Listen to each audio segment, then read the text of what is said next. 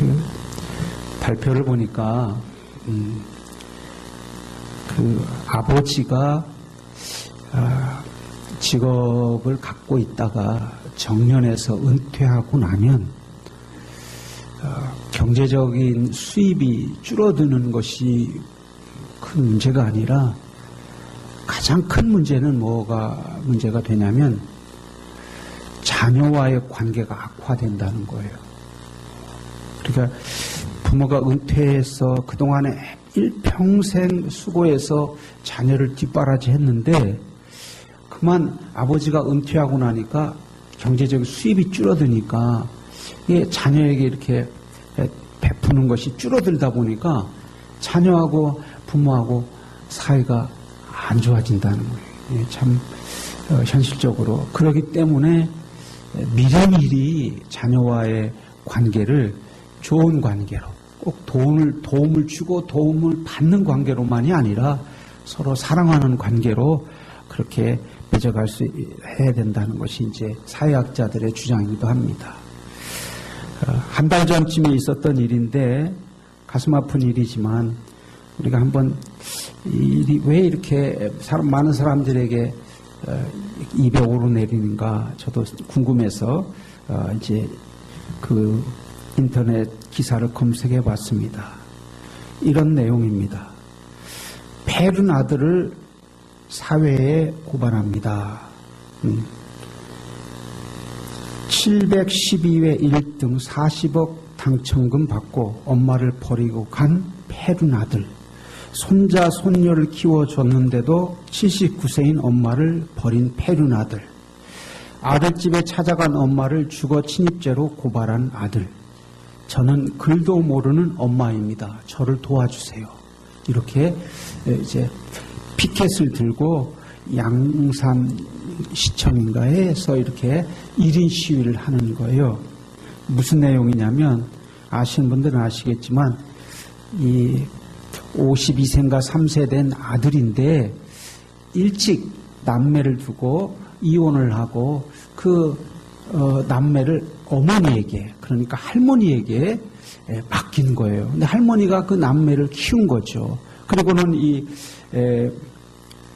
이분은 그냥 일용직 근로자로 여기저기 다니면서 일을 했습니다. 파주에서 일하는 동안에 로또 번호를 샀는데 그게 1등에 당첨됐어요. 40억이래요. 여러분 40억이요.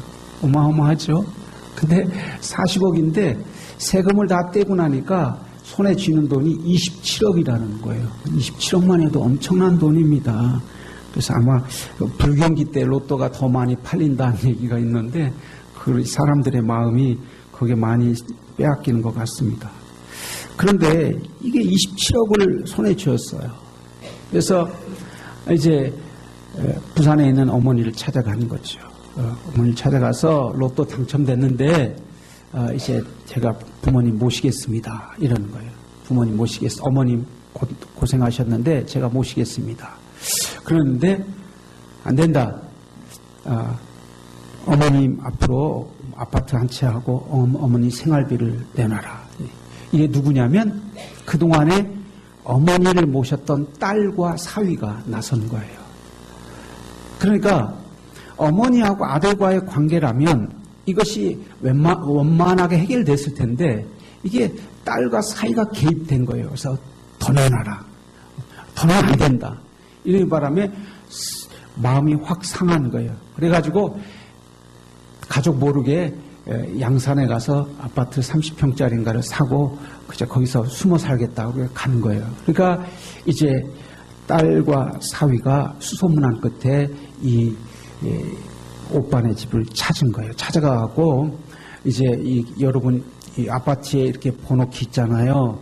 그거 있는데 번호를 알 수가 없죠. 그러니까 열쇠 수리하는 분을 불러다가 그걸 다 뜯어버리고 들어간 거예요. 그래서 주거 침입죄로 고발해버렸어요. 여러분 27억인데 얼마나 그게 고생 끝에 낙이 온다고 애쓰고 수고하고 노동 현장에서 다니면서 얼마나 고생했겠어요. 그것을 고생 끝에 낙이 온다고 하나님께서 이렇게 우리에게 이제는 고생 그만하고 어머니 모시고 또 그동안에 할머니 밑에서 자랐던 자녀들 내가 잘 돌보면서 이제 살아야 되겠다. 그러면서 어머니에게도 얼마 드리고 또 그동안에 어머니를 모셨던 동생에게도 얼마를 드리면 얼마 나누면 얼마나 좋겠어요.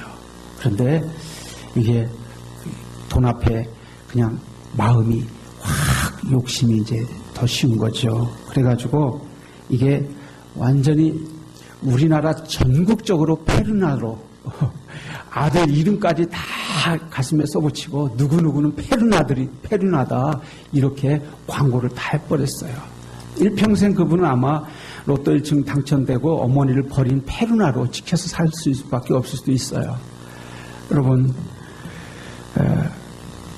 우리가 깊이 생각해야 될 건 뭐냐면 이분에게 복을 받을 만한 준비가 안 돼 있었던 거죠. 여러분 은혜 받을 자에게 은혜 주신 하나님 줄 믿으시기 바랍니다. 그리고 여러분 갑자기 찾아온 행운에 대해서 우리가 마음의 준비가 돼 있으면 그걸 넉넉히 받아들일 수 있는데 이분은 그럴 준비가 전혀 안 됐던 거죠. 그래서 우리가 항상 우리 마음속에 복받을 마음을 품으시고 또 은혜 받을 만한 마음으로 여러분이 항상 마음에 채워가시기를 주의 이름으로 소망합니다. 왜냐하면 그렇지 않으면 복이 와도 달아나고 은혜가 와도 흘려버리기 때문이죠. 구약에서는 율법을 행위의 결과로 보지만 신약에 와서 예수님께서는 율법을 다시 해석해 줍니다. 어떻게 해석하냐면 행위가 중요한 것이 아니라 그 행위를 시작하도록 하는 마음, 근본 뿌리가 변화되어야 된다. 복된 마음으로 변화되어야 된다. 그것이 예수님의 가르침이고 또 팔복의 가르침이기도 합니다. 그렇지 않습니까? 세상 만사는 마음 먹기에 달렸다 이렇게 말하고 있습니다. 그래서 우리가 결과를 놓고 성공이다 실패다 그것이 잘했다 못했다 이렇게 따지기보다는 그 마음의 동기를 우리가 들여다볼 수 있어야 됩니다. 그렇지 않으면 결과 중심의 사회이기 때문에 수단과 방법이 않고 결과만 좋으면 된다라고 하는 그 사고가 팽배하게 되면 불법이 난무하게 되고 그렇게 됩니다. 그러나 예수님께서는 아니라는 거예요. 그렇게 좋은 마음, 선한 마음을 가지고 시작했으면 그것이 때로 조금 더디다 할지라도 그것이 곧 성공이요, 그것이 곧 행복이다 이렇게 우리에게 말씀하고 있습니다. 왜 27억이라는 엄청난 행운이 가정에 오히려 불화와 불행으로 찾아왔는가?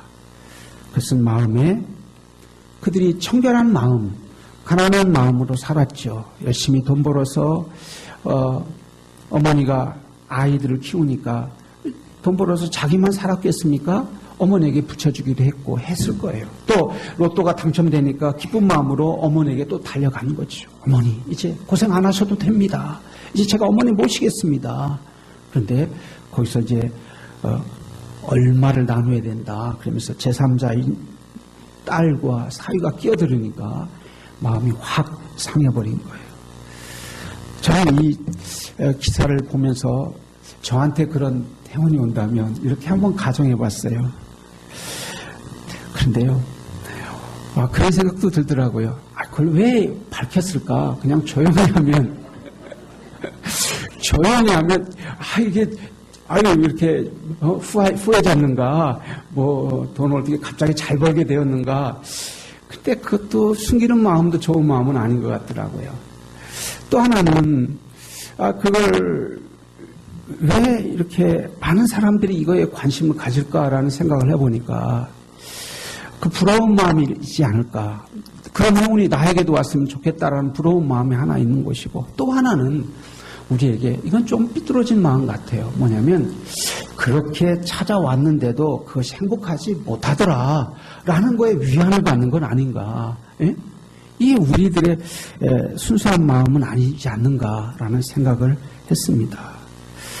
여러분, 우리가 준비 안 된 복은 놓치고 말고 우리의 마음이 은혜 받을 준비가 안 되면 하나님의 은혜 또한 우리 마음속에 담아지지 않습니다.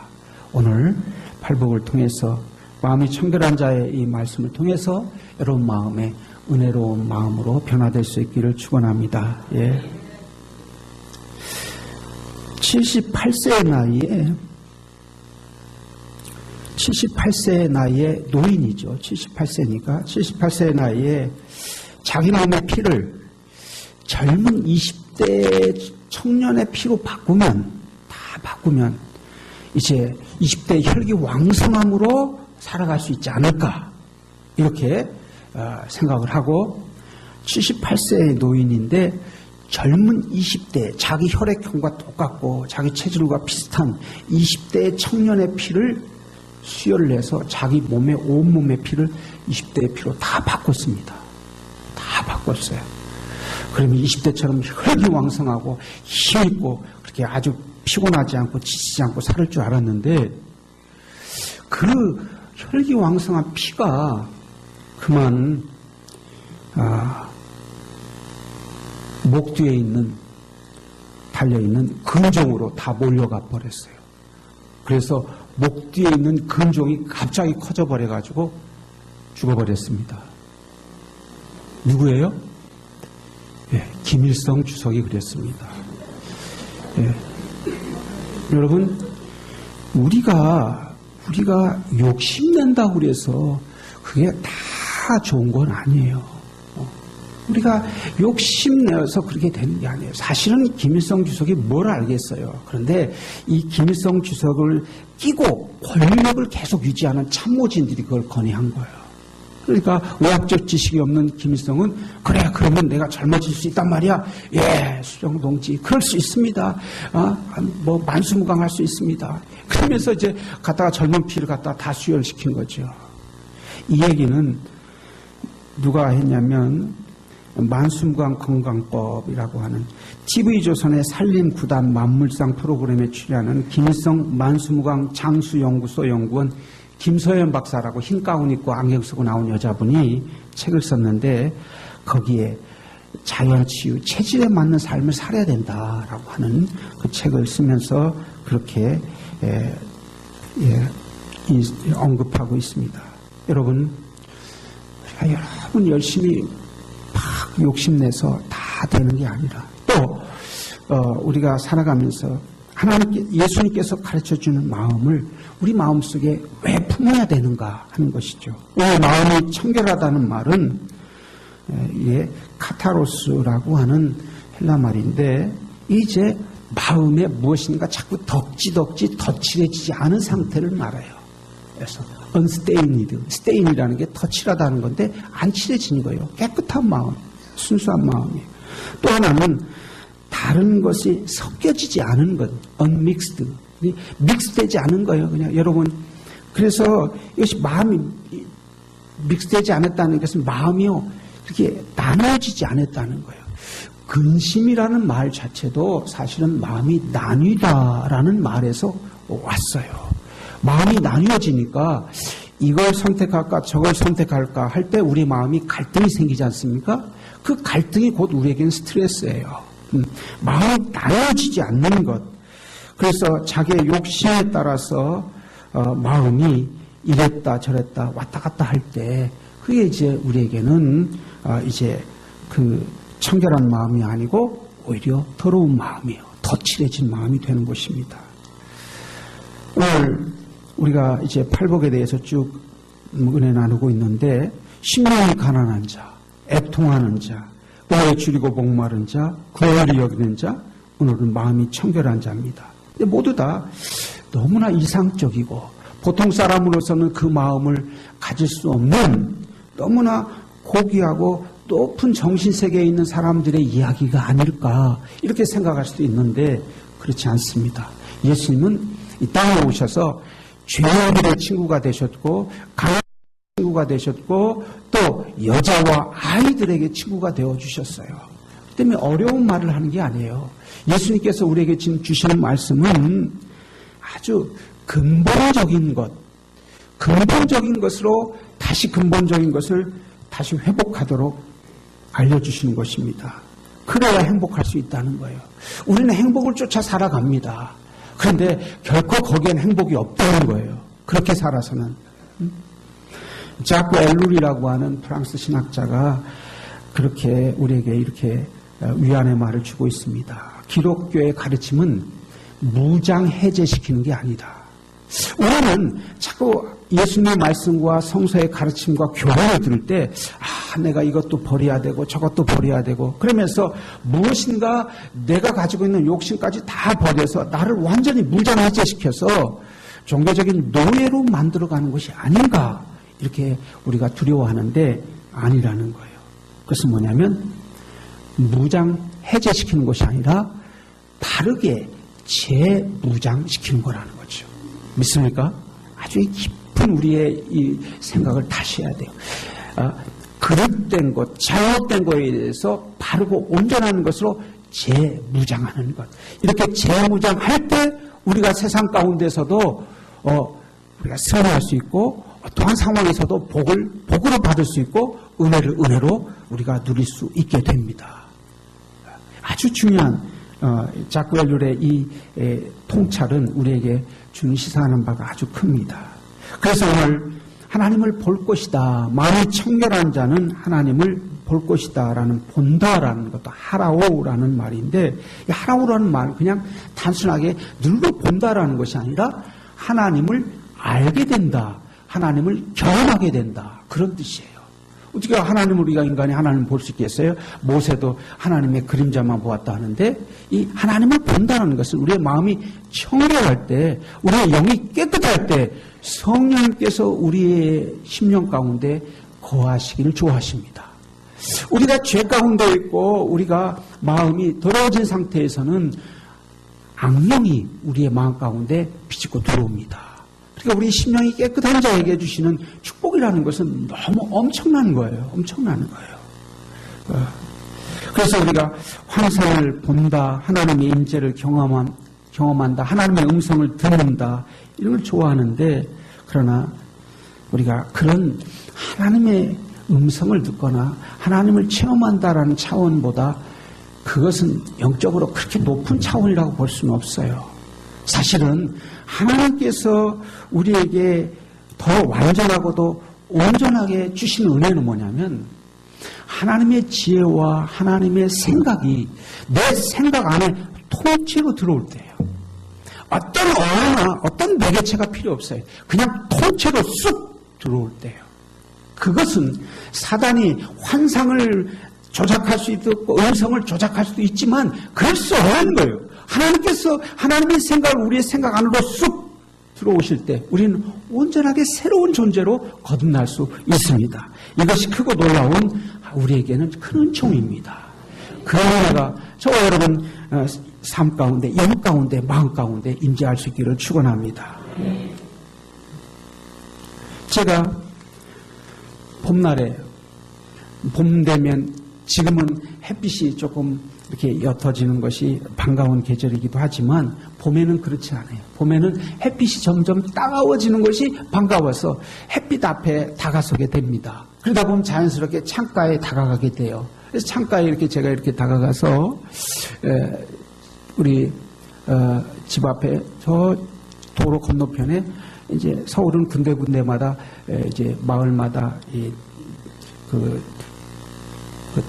근린 공원이라서 공원을 많이 해놨는데 공원이 있었어요. 공원에 나무가 있고 창가에 이렇게 따뜻해서 이렇게 서 있다가 공원을 이렇게 나무를 유심히 보는데 공원 나무가 흐릿하고 잘 보이 벤치도 지저분하고 흐릿한 거예요. 왜 이렇게 저기 공원에는 관리하는 사람도 없는가? 저 나무가 저 벤치가 왜 이렇게 저리 지저분하지? 그렇게 생각하고 있었어요. 그래서 이제 그러고 나서 무심히 지나고 나서 이제 주말에 황사가 많이 왔길래 저희 창문을 유리창을 이제 가지고 밀대를 가지고 스펀지 밀대로 가지고 닦았어요. 쭉 닦고 그리고 나서 이제 햇빛 앞에서 다시 서서 이렇게 공원을 봤어요. 그런데 공원의 나무가 그렇게 싱싱하고 깨끗할 수가 없는 거예요. 무엇이 더러웠던 거예요? 우리 집 창문이 더러웠던 거예요. 우리도 마찬가지인 것 같습니다. 우리 마음이 더럽기 때문에 상대방을 그렇게 더럽게 보는 건 아닌가. 내 마음을 먼저 우리가 깨끗하게 닦으면 그 가운데 성령님께서 임하시고 우리에게 밝은 마음을 주시는 건 아닌가 하는 생각을 갖습니다. 여러분, 우리는 마음에 품은 대로 이루어집니다. 여러분 인생 가운데 마음에 무엇을 품고 사십니까? 우리 마음은 세상 살아가면서 이미 어린 시절에 아주 그 어머니 태중에 있을 때부터 어머니가 나를 품고 태교를 어떻게 하느냐에 따라서 많이 정서적으로도 차이가 나고, 또 어린 시절에 어머니와의 애착이라든가 아버지와의 그 친밀한 관계, 이런 것들이 원만하게 해결되지 못하면 우리 마음속에는 상처들이 이미 쌓여져 있습니다.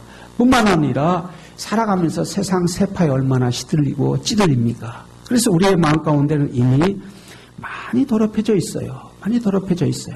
그렇기 때문에 우리에게 늘 예배가 얼마나 중요한지 모릅니다.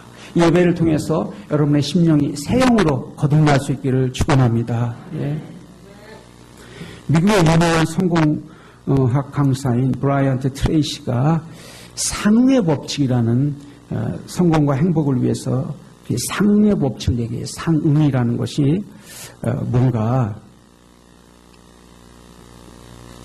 자연에도 법칙이 있듯이 인간에도 몇 가지 성공의 법칙이 있다는 거예요. 그건 뭐냐면 그 핵심은 안에 있는 것이 밖으로 나온다는 거예요. 안에 있는 것이, 내 마음속에 있는 것이 밖으로 투사돼서 나오는데, 무슨 얘기냐면 속이 뒤틀려 있는 사람에게는 불평거리만 보이고 또 쓰레기만 눈에 띈다는 것이죠. 반면에 긍정적인 사고방식으로 보면 세상은 온통 아름다운 것들의 향연이다. 아름다운 것들의 향연이다. 그래서 절망 속에서도 희망을 볼 수 있게 된다는 것이죠. 그래서 인간관계에서도 똑같이 마음이 삐뚤어진 사람은 상대방의 허물만 보지만, 그러나 마음이 깨끗한 사람은 상대방 안에서 좋은 것을 보려고 한다는 것이죠.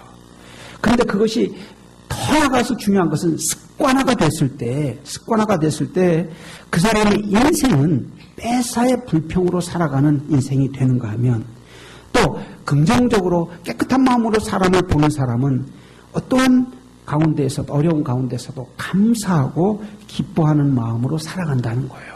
이것이 행복한 길이라는 것이죠. 이것을 트레이시가 주장하기 이전에 성경에서 사도 바울은 우리에게 분명하게 말씀하고 있습니다. 빌립보서에 사도 바울이 우리에게 가르쳐 주기를, 형제 여러분, 참된 것과 고귀한 것과 의로운 것과 정결한 것과 사랑스러운 것과 영예로운 것은 무엇이든지, 또 덕이 되는 것과 칭송받는 것은 무엇이든지 다 마음에 간직하십시오. 좋은 것을 마음에 간직하라는 거예요. 자, 어떻게 하면 청결한 자가 될 수 있습니까? 어떻게 하면 깨끗하고 마음이 청결한 자가, 뭔가 거칠해지고 뭔가 섞이지 않는, 어떻게 그런 마음이 될 수 있을까? 어렵지 않다는 거예요. 뭐냐면 우리의 마음속에 좋은 것을, 선한 것을, 덕스러운 것을 간직하라는 거예요. 그러면 뭐가 물러가요? 악한 것이 물러가는 거예요. 하나님의 말씀으로 여러분 마음께 선한 마음을 하나님께 요구하시고, 하나님께서 선한 마음, 또 복된 마음을 주시면 받을 수 있기를 축원합니다. 그래야 악한 마음이 물러갈 수 있습니다. 그러지 않으면 우리의 악한 찌든 때가 마음에 가득 차서 도무지 선한 것이 들어올 수가 없어요. 그래서 자꾸 엘룰이 얘기하는 얘기는 무작을 해제시키는 것이 아니라 다시 내 생각이 틀릴 수도 있다라고 하는, 다시 한번 마음을 열어 재설정, 리셋하도록 우리에게 요청하는 것이죠. 여러분, 그래서 하나님의 뜻은 뭐예요? 항상 기뻐하라, 쉬지 말고 기도하라, 범사에 감사하라, 이것이 그리스도 예수 안에서 너희를 향하신 하나님의 뜻이니라. 기뻐하는 자에게 기뻐하는 일이 생깁니다. 기도하는 자에게 하나님의 은혜가 임합니다. 감사하는 자에게 감사가 임합니다. 이것이 뿌린 대로 거두는 법칙이에요. 뿌린 대로. 여러분에게도 여러분이 무엇을 여러분 안에 있는 걸 가지고 뿌리게 됩니다. 예수님께서 너희가 입으로 들어가는 것이 더러운 것이 아니라 입에서 나오는 것이 너희를 더럽게 하느니라 그랬습니다. 내게 있는 것이 무엇인가? 이것이 지금까지는 어떠한 마음을 가지고 있든 이제부터는 선하고 아름다운 것으로 채워가시기를. 그래서 내 안에 선하고 아름다운 것이 가득해서 이제 입술로 고백되는 것이 선이요, 또한 우리의 삶으로 고백되는 것이 아름다운 것이 되려면 행복은 멀리 있지 않고 여러분의 입술에 말에 있고 여러분의 손발의 행위 가운데 가까이 있는 것입니다. 가까이 있는 것이에요. 또한 기도하시기 바랍니다. 기도한다는 것은 하나님 앞에 우리를 다시 되돌아볼 수 있는 기회를 갖는 것입니다. 하나님 앞에 서는 것만 우리들의 영혼은 맑아지고 깨끗해집니다. 믿습니까? 그래서 기도가 그렇게 중요해요. 하나님 앞에, 절대자 하나님 앞에 선다는 것 그 자체만으로도 우리는 새 영으로 거듭날 수 있어요. 그것이 우리에게는 놀랍고 복된 소식입니다. 여러분 40억 로또 27억 손에 쥐었고 얼마나 행운이에요. 그 행운을, 그 복을 하나님께서 이 어려운 삶을 끝낼 수 있도록 주셨구나라고 받아들이고, 그리고는 하나님의 뜻대로 자기를 돌아보면서 지금까지 살아온 게 얼마나 큰 은혜인가. 어려운 가운데서도 내 남매를 잘 키워준 어머니에 대한 그 고마움, 또 그렇게 아들, 딸 키우는 그 어머니를 모셨던 동생과 또 매제에 대한 그 고마움을 가지고 이렇게 합당하게 나눴으면 얼마나 더 행복할까 하는 생각을 가져보았습니다. 여러분, 우리들의 마음을 지금 이대로는 어렵습니다. 여러분의 마음을 다시 해제하시고 복된 마음, 덕스러운 마음으로 가득 채워가셔야 돼요. 다시 복된 자의 마음으로 재무장해서 마음에 담는 것이 입으로 나올 때 그것이 감사요, 또 우리가 항상 축복이요, 또 격려요, 위로의 말을 할 수 있는, 그래서 마음이 청결한 자의 축복이 여러분 가정 가운데, 교회 안에 가득 채워지기를 주의 이름으로 소망합니다. 예, 기도하시겠습니다.